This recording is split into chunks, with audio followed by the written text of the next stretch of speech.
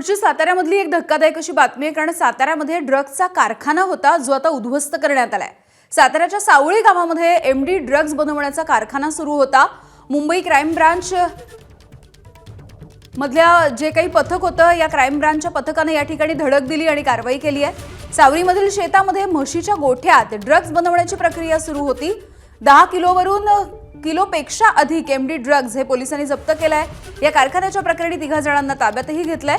मुंबईतून 2 जणांना पकडल्याच्या नंतर या एमडी ड्रग्ज रॅकेटचा पर्दाफाश झाला होता। तर एमडी ड्रग्ज तयार करणारे हे सगळे पश्चिम बंगालचे असल्याची देखील माहिती मिळतेय।